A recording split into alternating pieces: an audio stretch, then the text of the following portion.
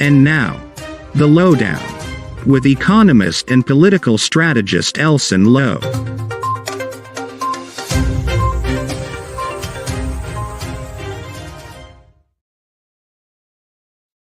Hello, Guyana, and welcome to the Lowdown. It's always fun to be here with you. Welcome to the Lowdown. Folks, you know I'm going to say it, share that link, Let's give everyone a chance to see the show. Folks, today we've got, we always like to have some fun. Today we've got all different flavors of fun, folks. We've got the Building Expo and some of the controversies around that. We've also got an issue that really didn't need to be blown up as big as it has blown up if the government had just taken reasonable actions, but it has blown up. We're going to talk about that. It concerns the relinquishment of certain oil blocks. And we're going to, folks, that Jumbie bird keeps coming back up, folks. We're gonna touch on that same Jumbie bird because it is a great metaphor for much of what the government does when it tries to govern. So, folks, share the link, share that link. Let's bring everyone into the show. We're gonna have some fun here tonight. We've got some of it is funny but tragic, but you know that often is the case here. So, folks, share that link. We're gonna have a fun chat. Thank you for joining us here. Thank you for spending your Saturday night here with us. Thank you for starting your Saturday night on a high here with Elson Low. Of course, I'm your host, Elson Low. So, folks, we are going to have an interesting show. We're going to talk about oil. We got to talk about the oil. We're going to talk about some of the things that have developed over the course of the past week or so. We're going to talk about the way that basic things are not being done, and it is extremely alarming.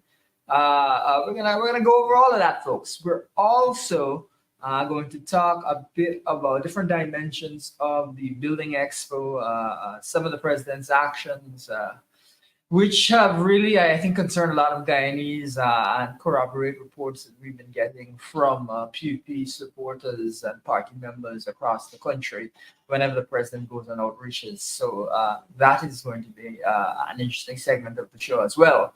Some of you may have seen the recording of the president grabbing and really shoving what appears to be a security guard for the president in front of what appears to be the U.S. ambassador, the former U.S. ambassador.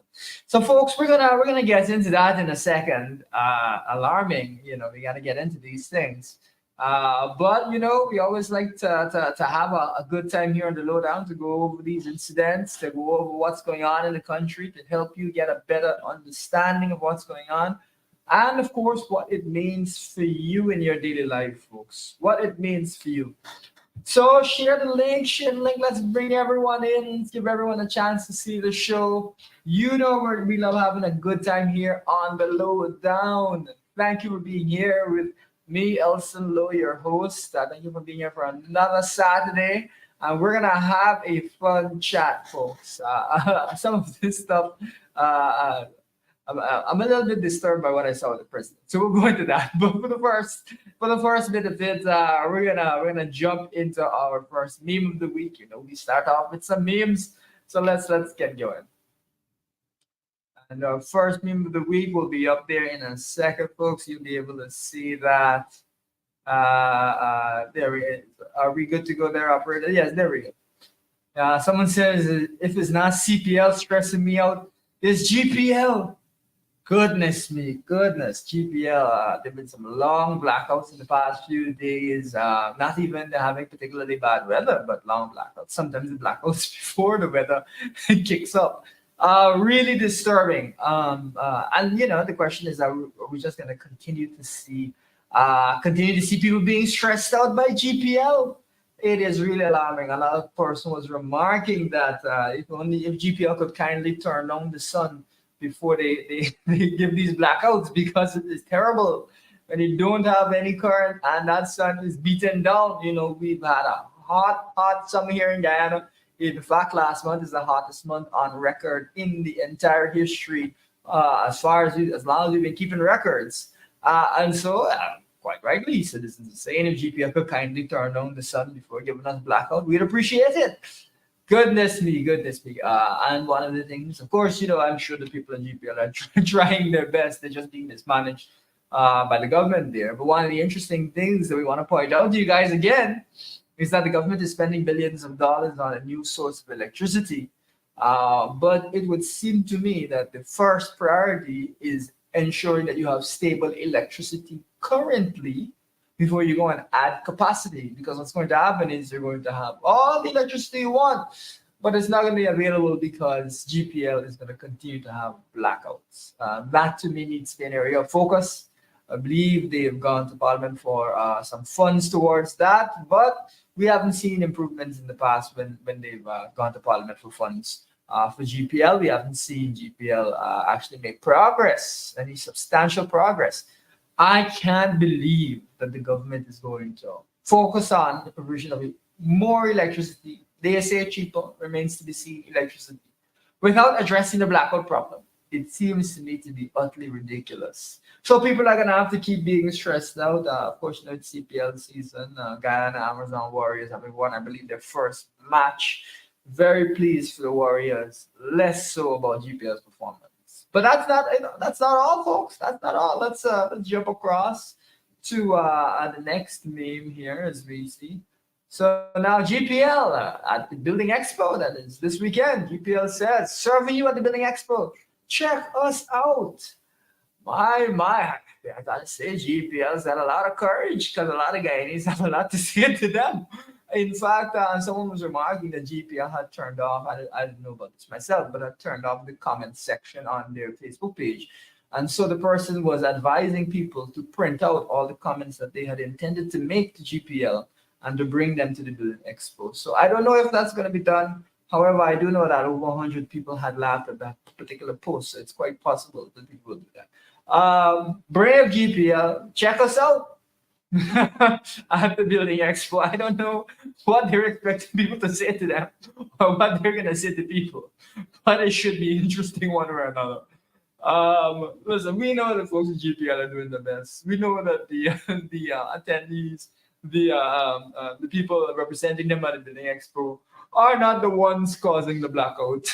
So let's try and take it easy on them, ladies and gentlemen. But let's try and remember that the government is spending huge amounts of money on generating new electricity and not fixing GPL. That's where the focus, or at least one half of the focus, needs to be on it. Otherwise, you'll have cheap electricity, supposedly. But you won't actually have access to that very electricity, which to me seems to be hilarious. Anyway, so that's the Building Expo. We've got a lot to talk about in this Building Expo, folks, because there's a lot of different twists and turns that it has taken. Really surprising some people, actually, and it's something that we gotta have a close look at. So let's take a quick look at.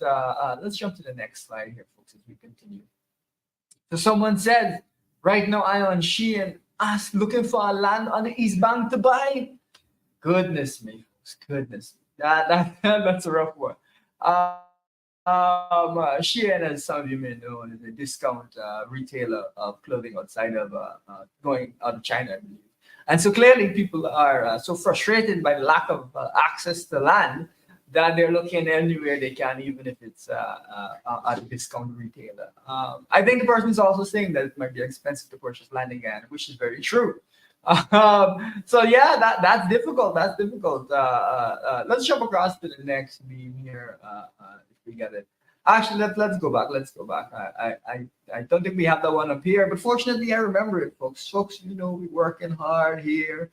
I remember this meme. Someone said that I think we might have put it up last week. Instead of learning to walk, I should have been applying for a house lot in 1998. Gosh, folks, really, really, really difficult time for Guyanese when it comes to housing. But you'll see in a second one of the reasons that this is so difficult. Let's jump across the next slide now. All right, so here we have the president and Minister Crow. They made some remarks. Here are some of the remarks. President highlighted that the housing sector faces challenges like finding land to allocate to citizens. Folks, you mean to tell me that in Guyana, these men can't find land? These men serious? These men serious? And as far as I understand it, the distribution of lands is directly under the purview of the office of the president. These men can't find lands. Who are they trying to? Who are they trying to? Who's the government trying to fool here, man? Really, you can't find lands? You have all sorts of guys who got estates. You couldn't find lands on those estates. Even the Wales site, there's a huge area of land, acres and acres and acres. You couldn't find land there, folks. That's what the government is saying. They can't find land in Guyana, which is one of the least densely populated countries in the entire world. Anyhow, so they went forward and said, he explained the ministry currently has a backlog of about 57,000 applications that have to be processed. And that the government needs another 170 billion to meet those applications. My. Now, folks, they're saying they had a 57,000 backlog. And they're also saying that they processed, I think it was 24,000 house plots. How can it be that they can't seem to keep up with demand? Well, so those of you who may have been watching the show for some time may recall that I have mentioned previously that the government saying that they need to provide 50,000 house lots seemed to me to be a number where they didn't have a good reading of the situation because we had around 30,000 Venezuelan migrants move to the country. And so you were already starting at a massive deficit. So clearly they have not assessed the situation correctly. They have not gathered in their mind what actually needs to be done. And they're finding themselves with huge backlogs. And so rather than being able to make a dent, you would have thought this 24,000, you might have shake down this 57,000 number in half. No, you still got a huge backlog. Now, folks, there's only about 550 or so thousand Guyanese adults. You mean to tell me that 1 in every 10 Guyanese adults has an application in there that has not been answered? That's just hilarious. We're gonna go into the way that housing really should probably be dealt with in a second here, folks. But one of the things we want to help you to understand is that it is because they don't do studies. It is because they don't evaluate the situation. It's because they don't check that they find themselves in these quandaries. They find themselves trying to explain the housing backlog by saying that they are struggling to find land. That's how they find themselves in these positions. You would think that the first thing that they would have done in office is to conduct a proper assessment. But instead of promising something in their manifesto, they would have done a proper assessment. And that they would have been able to say, all right, based off of these circumstances and so on, we're moving forward. In fact, if there is a challenge, it should only be a challenge that is a year-to-year challenge. That is to say, something short-term that occurred. But this sounds like a much larger scale challenge, 170 billion needed. This sounds like the type of challenge you face if you didn't plan properly, and therefore you're way behind where you need to be.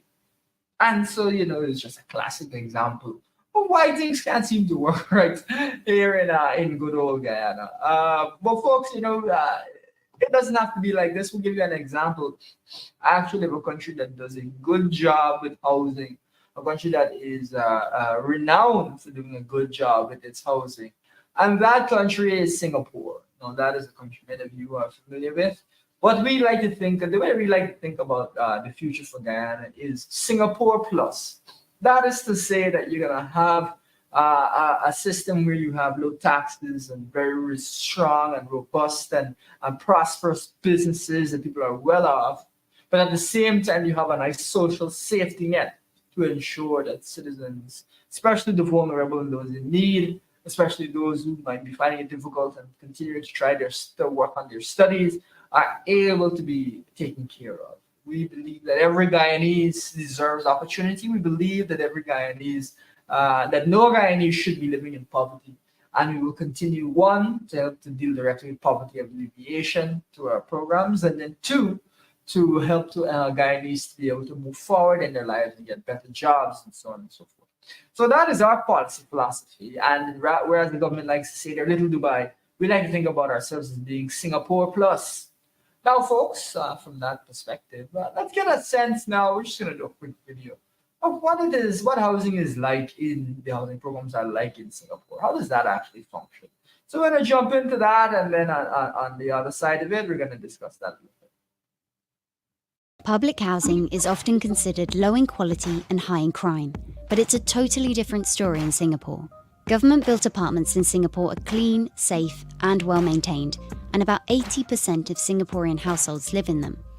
Singapore is also one of the few countries in the world to achieve almost full home ownership status. Over 90% of the city's households own their own homes. But it wasn't always this way. Here's how Singapore fixed its housing problem.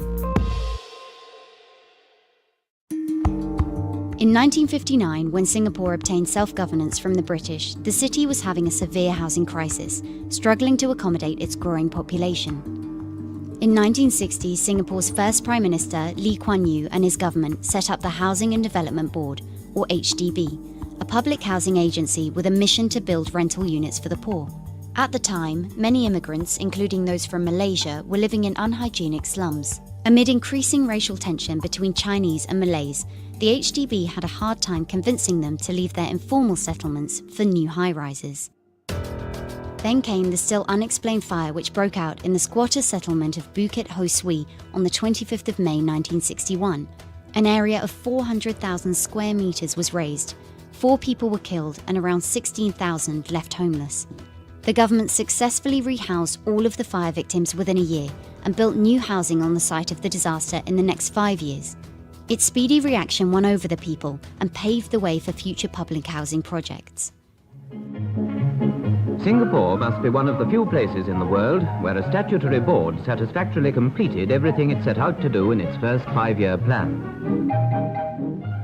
By 1965, the HDB managed to build over 51,000 apartments, rehousing 400,000 people, a quarter of the then population, solving the housing shortage. Apart from renting out apartments, HDB also started to sell them in 1964. Singaporeans are required to save part of their salaries in a state-managed plan called Central Provident Fund. At first, the fund only provided for retirement. Then, in 1968, the government allowed the use of the fund for housing expenses, helping more people become homeowners. Unlike many other countries, Singapore's public housing is not only for the poor. Instead, it caters to the masses. Citizens within certain income ceilings can buy various types of property, from basic 2-room apartments to upmarket units in condominiums with a swimming pool and a gym. Their prices are usually 20 to 30% cheaper than those in the private market. But you've got to apply and order the apartment first, then wait several years for it to be built. Also, you can't sell it until you finish the 5-year minimum occupation period. Today, HDB has planned, designed and built over 1 million apartments spreading over the city-state. The percentage of people living in public housing has grown from 9% in 1960 to 82% in 2016, and the home ownership rate has also increased rapidly with the rise of Singapore's economy. Singapore's public housing is considered as one of the world's best, but some see it as a way of social control. For instance, quotas ensure a mix of Chinese, Indians and Malays in each HDB block, aiming to carefully integrate ethnic groups and prevent the formation of a volatile racial enclave. But still, a mighty agency with effective policies and strong political will has fixed Singapore's housing crisis and improved the living conditions of millions.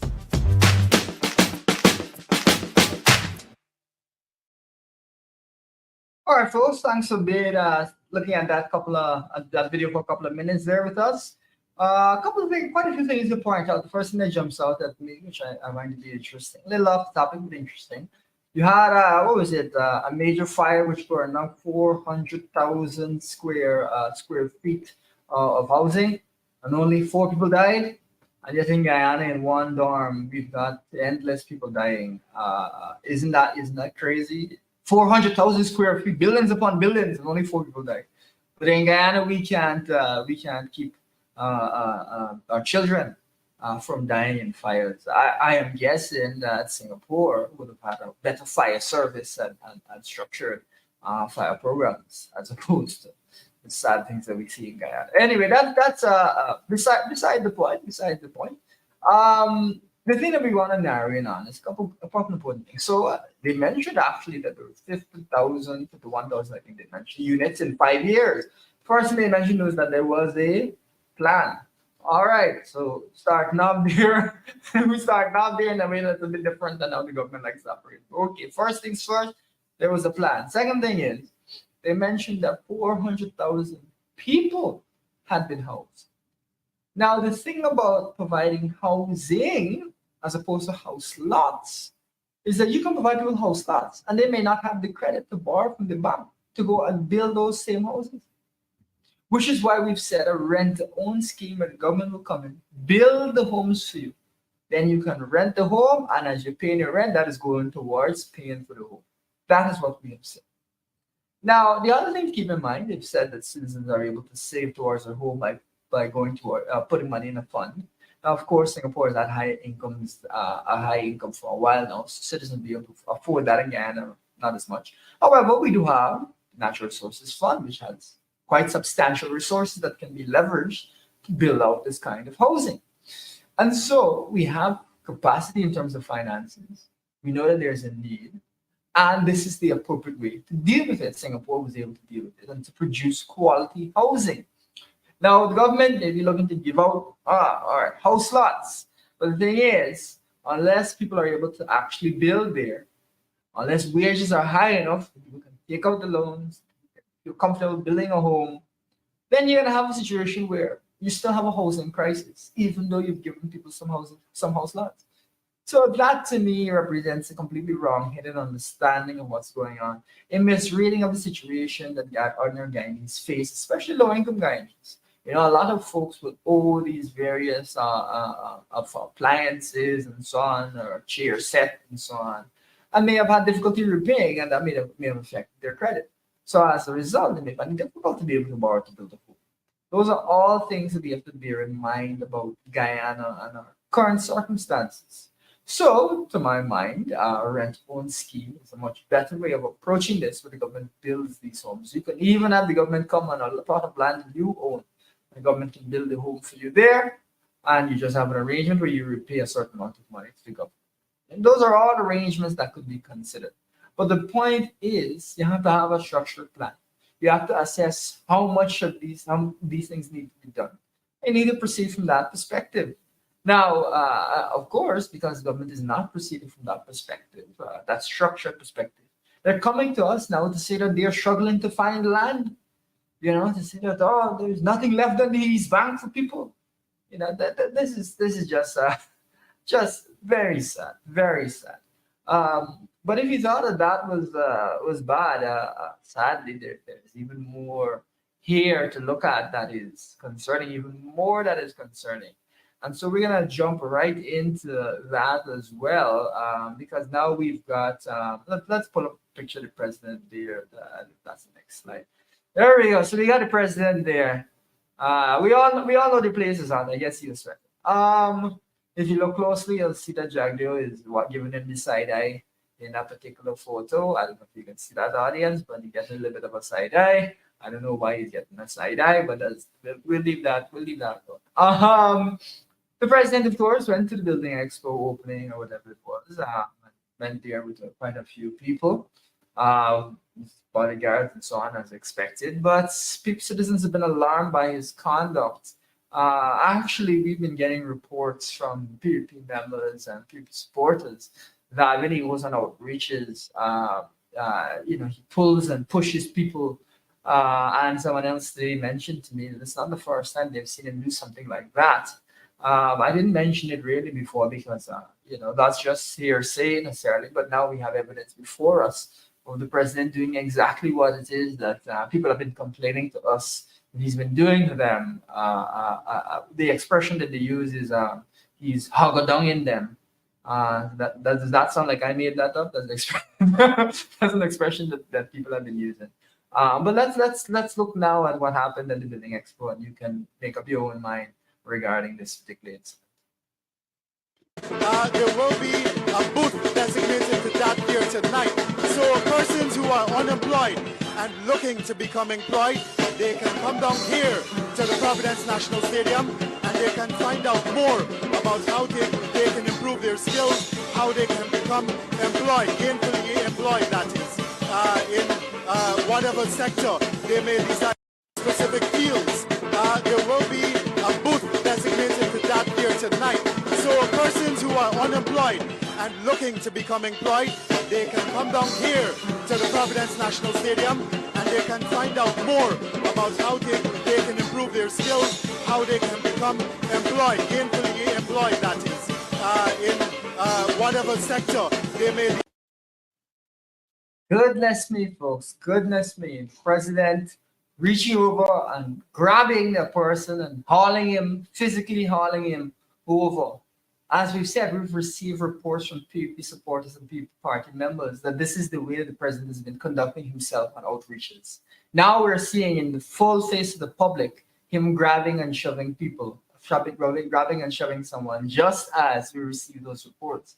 Now, folks, the other thing that we want to point out to you, I don't know if you saw it or you missed it, but the former U.S. ambassador was right there as well, former Ambassador Lynch. It is fortunate that he did not accidentally hit Ambassador Lynch to the ground, but you can kind of see from her facial expression or from her body language that she herself is a bit surprised.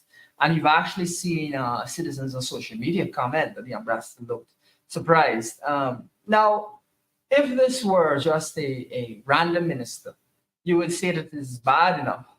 And even if it wasn't, the ambassador wasn't there, you should say that the minister should not be conducting themselves in that way. That is unprofessional behavior, or that's not appropriate behavior if the president or if anyone had an issue with the security. You're supposed to alert whoever's in charge of security, and they're supposed to go and deal with it.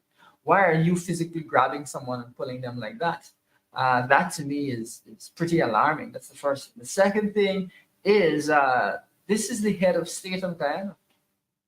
Now, one of the things I remark to people who intend to go to the Business Expo is if you're going to go to the expo and you're going to be near to the president, I'd suggest that you be kind of cautious, because if you get in his way, maybe he's going to grab you and shove you out of the way. Because apparently that's something that he does. We have received reports before that this is how this man conducts himself. And here he is in front of the former US ambassador, hauling and shoving somebody like that. Folks, let's bring back up this image, and I want you to look closely at what happens here. Let's bring this back up. So construction, specific fields, there will be a booth designated to that here tonight. So persons who are unemployed and looking to become employed, they can. Goodness me. That is the way the president's conducted. The ambassador is right there. You can see her toward the middle of the screen. Yeah, she's looking away as if, she's looking towards the president there as if astonished, I mean, I don't know if that's what's going on, but you can kind of get that impression. Then you see the president talking aggressively that I don't know if that's someone from his security staff or so on. But what he should have done is to speak directly with that security staff first and have them deal with the situation. What is he doing grabbing that person? That seems strange to me. I would also say, I mean, when you're growing up, don't your parents say that you should use your words when you have a problem? Why do you need to engage in that kind of a? It is also mentioned that if that's the way he's treating his security, can you imagine how he might treat somebody who is not his security? These are all questions. Someone is also saying, I think I see another minister, that is that Parag or one of the other ministers is there as well. The other question to ask yourself as well, folks, is if this is the way the president is conducting himself on camera, what is it that we do not see? Is he conducting himself similarly off camera? We don't know. Look at this, grabs that man. The man nearly fall down. He nearly hit the ambassador. I mean, let me put it another way to you folks. Name for me another time that you've seen a head of state do something like that. I can't name any instance of it, I can't name any off the top of my head. Look at this. He grabs this man. Now, this man, let us remember, I am presuming, is a citizen of Guyana. He is entitled to be treated with respect. This man is a voter. This man is a member of our society. What is the president doing acting in this way? Now, folks, you ever hear that expression, your parents may say to you, or folks, those of your parents will say to your children, what you do at home is what you got to practice because you're going to do the wrong thing on the road. Now, if I had to guess, I would be concerned that he's been doing this with PUP, as we have been told, he's been doing this with PUP members. And now that the camera is on him, he didn't realize that the camera was on him and he shouldn't do the same thing that he's been doing. Because people have been complaining to us that the president has been pushing them and shoving them around. And now we have here in front of ministers of government, in front of the nation, in front of the US ambassador, pulling and shoving people. Look at that. Very interesting, folks. But you have to ask yourself, what does this say about the president? What does this say about the PUP?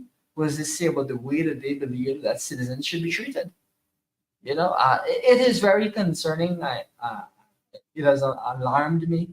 But as I said before, we didn't say anything about what we'd heard before because there wasn't really any evidence necessarily of him acting in this way. But now it really brings to light what some people were concerned about, which is his way that he's been operating. Now, we are not inclined to believe any and everything about somebody. People make all kinds of allegations. We take them in stride. We think about them. But we can no longer apply skepticism when people say that they're being pushed and shoved by the president frequently. This is very alarming. Now, I would hope, and many Guyanese have called for the president to apologize. I don't know that the president will apologize. I'm waiting to see that, but I think that would be appropriate. At the very least, that would be appropriate. You can even see the ministers there looking kind of confused, or in shock. My, what an incident. What an incident. Now we've even got some commentary that folks have been saying. Let's bring up some commentary because there's someone, I believe this person is working for the DPI. If I'm incorrect, I guess I could be incorrect. But someone has put out some commentary trying to defend the person under Melly Mel who posted this video. I don't usually comment a lot on things on Facebook, but on this occasion, I was accompanying the president on the walkthrough. The crowd was closing in, and His Excellency pulled away the security to avoid a conflict that was evidently brewing. Knowing the president, he is not a fan of citizens being prevented from having access to him. So here's my question. Is this person trying to say that the security was preventing someone from greeting the president? Was he preventing the ambassador perhaps from greeting the president? All right, but does that mean the president should conduct himself in that way? Number one. Number two, the security, this is another thing, the security is there the president is trying to pull the security person away from some sort of a conflict that was brewing. First things first, it is, and I could be wrong, folks, you correct me. I was under the impression that it's the security's job to deal with any conflict and that they are there to prevent the president from being involved in that conflict. What is the president doing? Pulling security away so that they are not involved. That's not a security job. I don't understand what's going on here. Now, of course, citizens, not just people, other citizens. Let's go to the next slide here, folks. Let's go to the next slide. So here we've got somebody saying conflict brewing between which parties? And then someone said as well, guys, I don't wonder myself. I had to watch it from every angle to see this evidently brewing conflict. Folks, this is just, to my mind, embarrassing. I am personally embarrassed that our head of state is acting that way right in front of a former ambassador. But more than that, I think I'm a little offended as a Guyanese that people are being treated this way. And that we're seeing firsthand evidence, of people being treated this way. This is not acceptable, and the president should apologize, and he should conduct himself in a better way in the future. I don't know that he will, but I can say that this is not acceptable for any head of state to be conducting themselves in that way. So I would hope that he'll issue an apology. I don't know if they'll come now and tell us that it's not the president that did the video. That's what we're waiting for now. But yeah, so obviously a lot of Guyanese were disturbed by that. Right at the Building Expo, it started off by saying that they can't find land for you to get your house lot, and ended up with pushing and shoving citizens of Guyana. Goodness me. All right, folks. Just as a last word on that, I just want to remind you that if you come across the president of the Building Expo, please exercise some caution. I would hate for him to put or shove you out of his way. We don't want that to happen. All right, let's jump across to the next topic here, folks. So, folks, you know this jumpy bird. Goodness me. Some people may like it. Some people have dubbed it the jumpy bird. I personally, it's not to my taste. But really, I don't use the government's taste either. One of the reasons we come back to this jumpy bird is because what we find out with the government is that these guys are not fond of due diligence, checking things, being thorough. And as I've said previously on this show, I'm pretty sure that they never saw this bird before it was installed. They never saw the bird. It was just installed, and then it was too late for them to take it down before they had to open the new Mandela Highway and reveal the bird. This idea that they will just do stuff without checking, and then it'll be too late for them to retract it. This is something that happens quite often. Folks, you may recall our conversation around the oil insurance that Guyana had, the oil spill insurance. And you may recall there being some controversy about the insurance being provided to the court in the course of a court case, where the insurance said Egypt and not Guyana.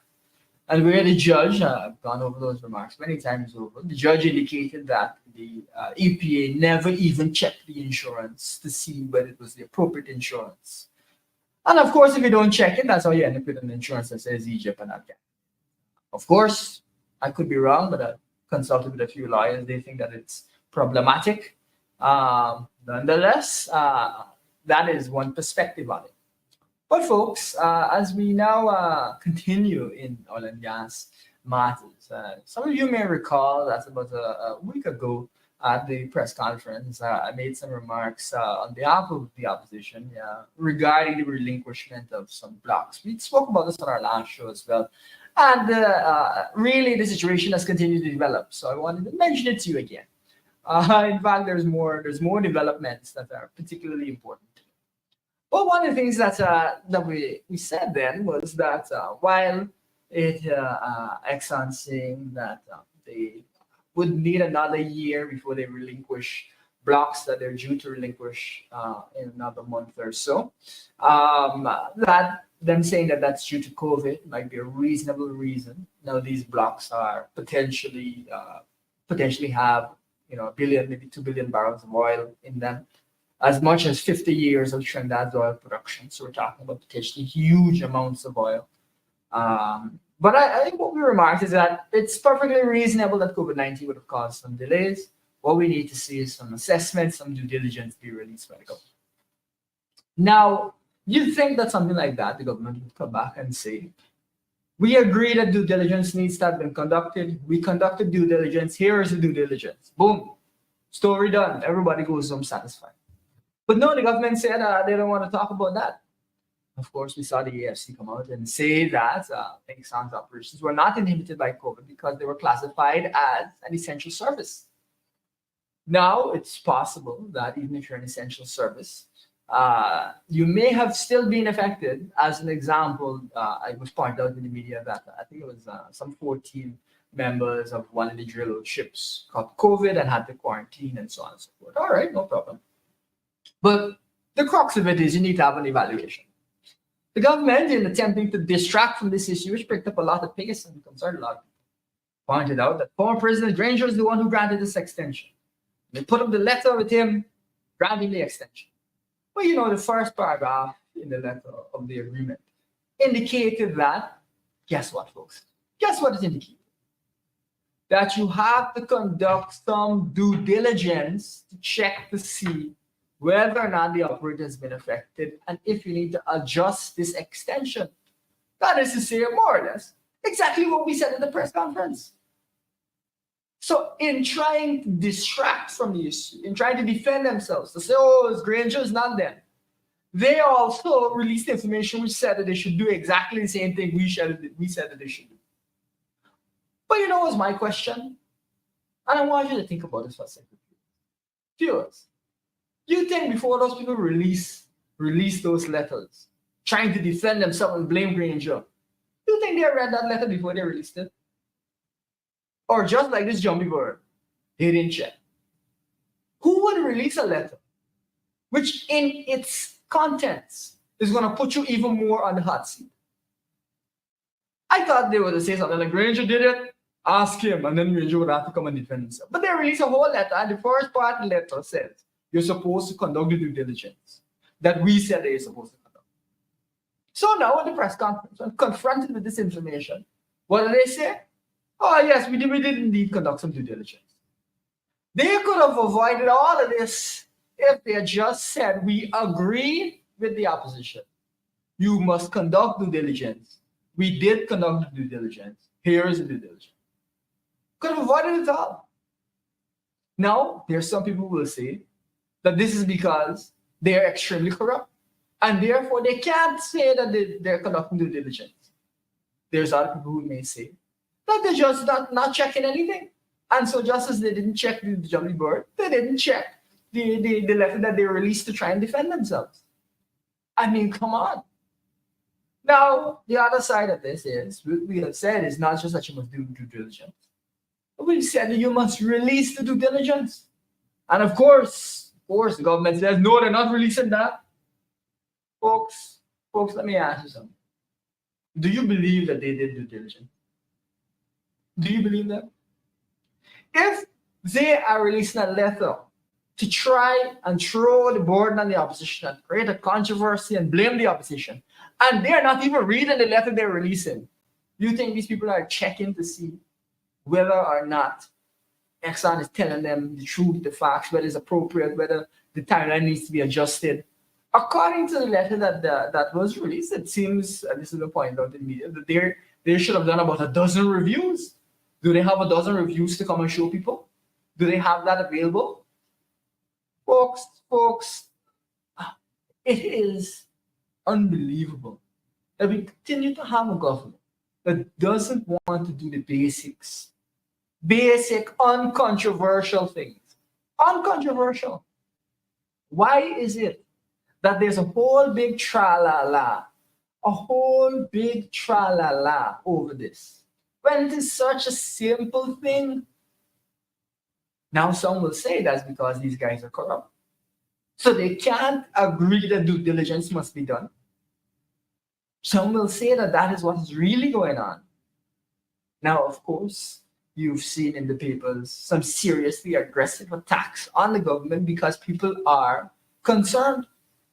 We saw in the paper one person say that it's criminal that these blocks are being Exxon's being allowed to keep these blocks. Let's go over to the next slide as we continue to discuss this issue. Let's go over to the next slide. All right, here we have a saying, due diligence. Can't be the country is run. We need to see an evaluation that needs to be public. Very basic. Now they're coming up to say, oh, they did an evaluation, but they're not going to release it.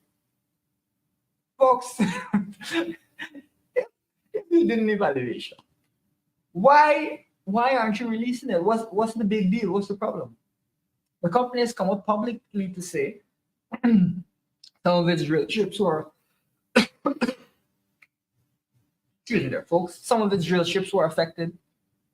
Wasn't able to bring in staff as much as possible. This information generally is public. Why won't you just release your due diligence? What's the big deal? But the thing is, really, they're supposed to release 12 separate bits of due diligence because that's what the extension stipulated. That quarterly they would be reviewing this situation. Now, I mean, I don't know about you, but I personally don't believe they have 12 separate items of due diligence to show the guidance people.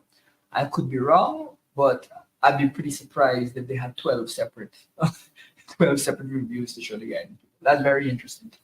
Anyway, so that's one part of it. Let's jump across.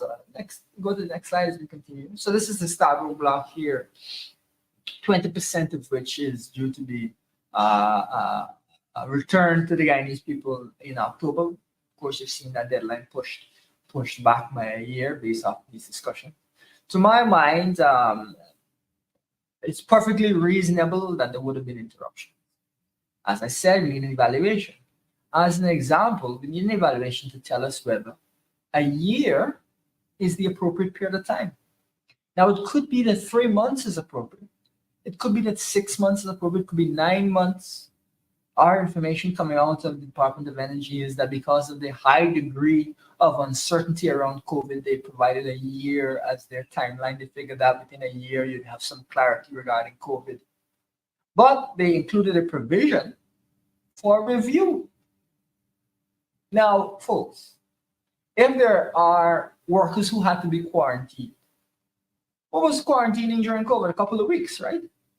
Does that mean you're supposed to get a whole year's extension? If you were unable to bring in as many workers as you would have liked, what kind of manpower hours did you lose? That's a reasonable question to ask. If your drilling ships were delayed, were they delayed by an entire year or were they delayed by a few months?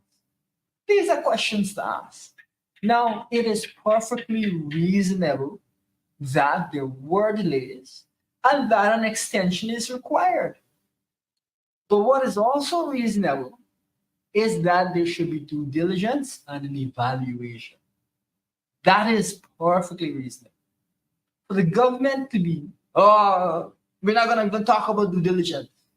And then when we apply the pressure, we did due diligence, but we're not going to tell you what due diligence we did. I mean, come on. This is uncontroversial. Why are we fighting over this? There are things I can understand. We disagree. But you mean that we disagree over whether or not you should check to see whether what people are telling you is the truth? That's what we're disagreeing about? You mean to tell me we're disagreeing that if they say that there were drill ships that they had a problem with, that we shouldn't check and see whether or not these drill ships are affected and how much they were affected and get a sense of it? You mean to tell me that that is what we're fighting over? Goodness, folks, goodness. But that is the path that we're being led down by the PDP. Now let's jump across to the next slide. We're going to come back to these blocks. Let's jump across to the next slide here, folks, as we continue. So here we have the most recent article on this. This is the most recent front page. And here you see Jagdeo Defense clinches 1 year extension. Then you see another one where Trotman challenges government to declare Exxon contract null and void due to criminality. Of course, Jagdeo said the contract is that Trotman's conduct was criminal, without providing any evidence that it was criminal. And of course, he's walked back those comments to say that it was criminally negligent. Now, of course, people will ask, all right, is there a probe into this since you're saying that it's criminally negligent? And what is it? What do you think that the PDP is? That there's a probe? There's no probe.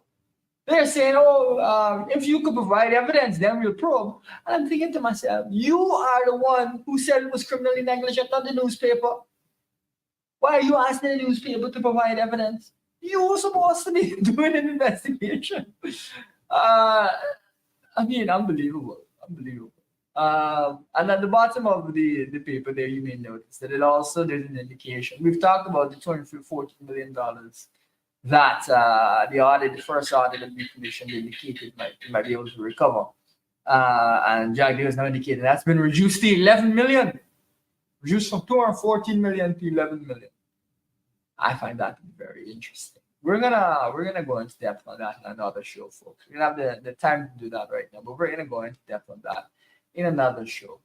But folks, as we continue to talk about the importance of basic good governance, let's jump across to the next slide. As we continue to talk about the importance of basic good governance. Now, you may recall that I said this previously.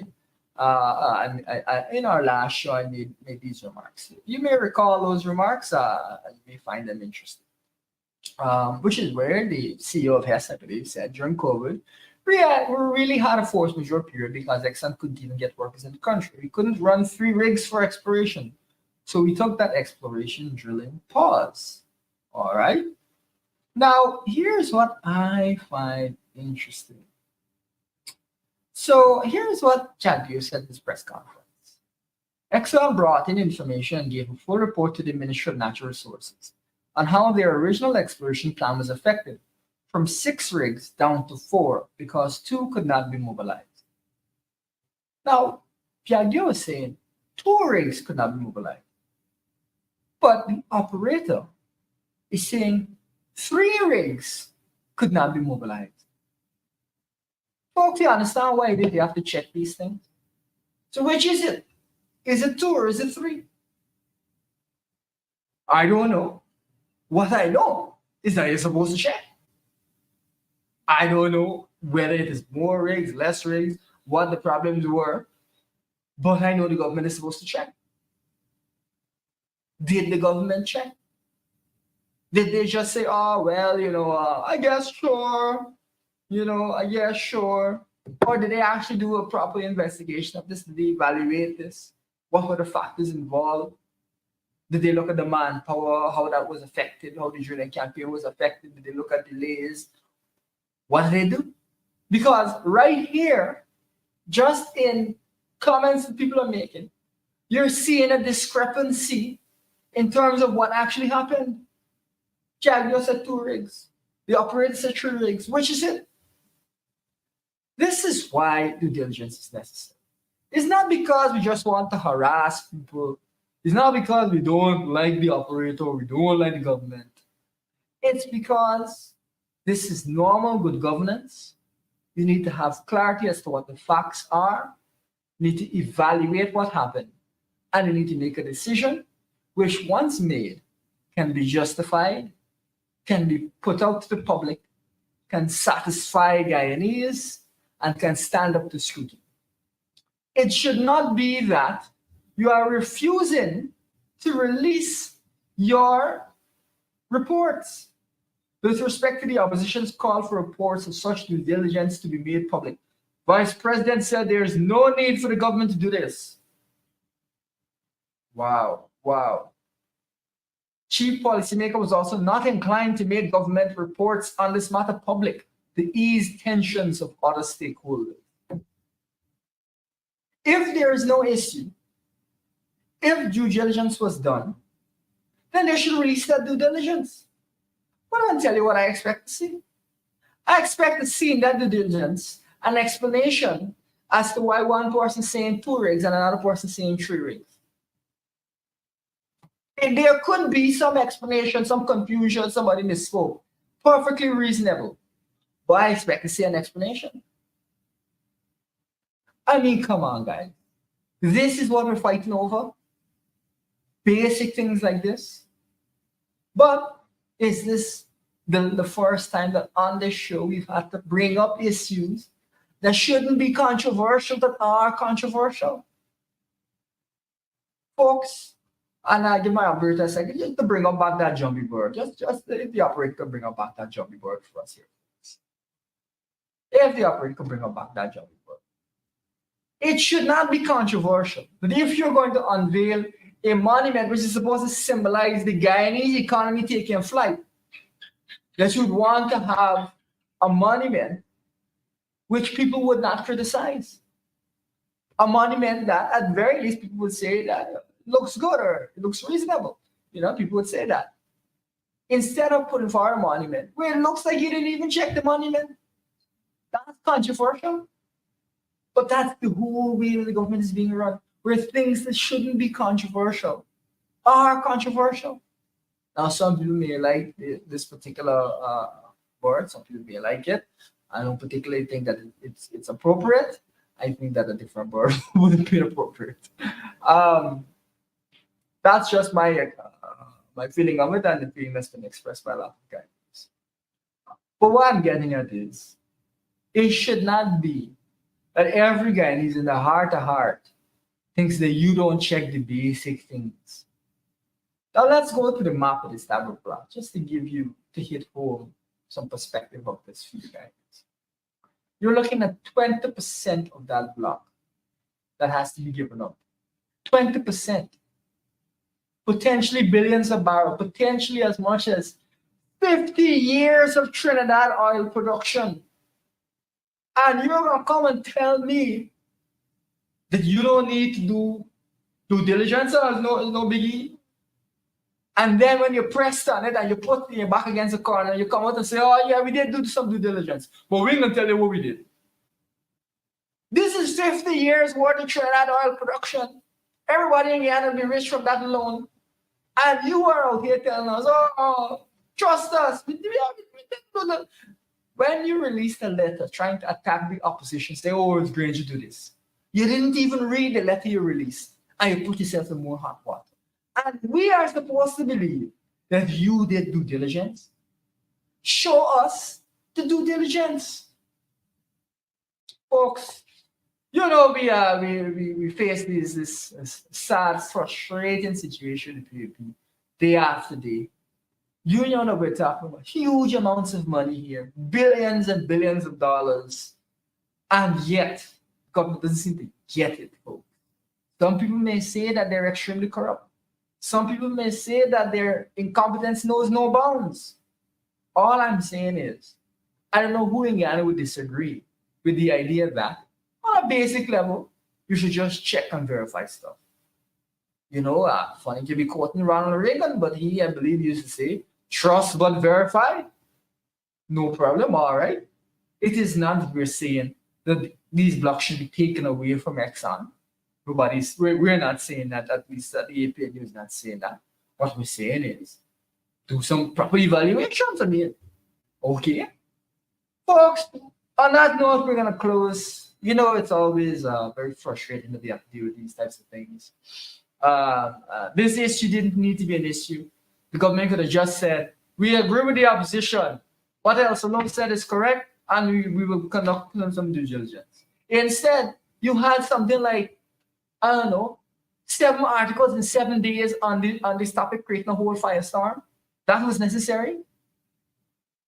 That is the way the government is running it. They're going to continue to find themselves in problems because of the way they're governing. Because you didn't need me to come and say that. Anybody on the road could have told you to do some basic due diligence. But as what people say, if you don't want to hear it, it's gone for you.